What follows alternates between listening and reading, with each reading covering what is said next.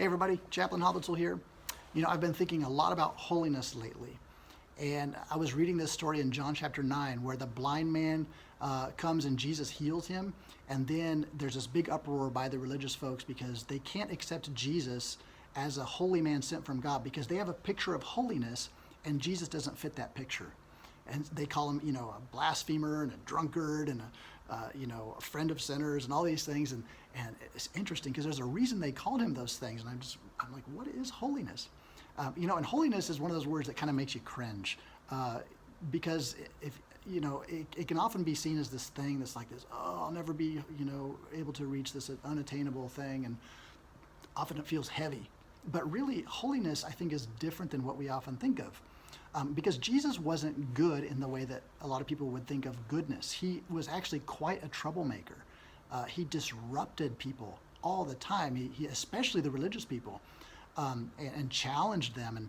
And he wasn't like nice and clean and tidy all the time. Like he was actually a little bit intimidating at times. And they called him a sinner. They called him a glutton and a drunkard. And it's like, why do they call him that?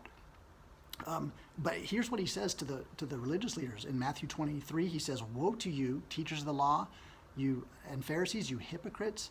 You clean the outside of the cup and dish, but inside they are full of greed and self-indulgence. Blind Pharisee, first clean the inside of the cup and dish, and then the outside will also be clean."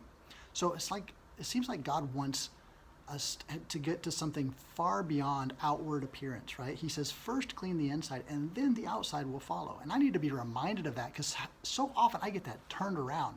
I'm like worried about my outward behavior, trying to clean it up, make sure I look good, make sure I have nice appearance. And then I forget about the inner life, which is really where holiness happens. And so it's like, why would you clean the outside and let the inside kind of rot and decay? God wants a holiness that goes deep within. And holy people live with a sense of truth and integrity and peace and joy that kind of flows out like a fountain, right? It's like what Jesus described as the streams of living water that come out of a person, and it starts from within.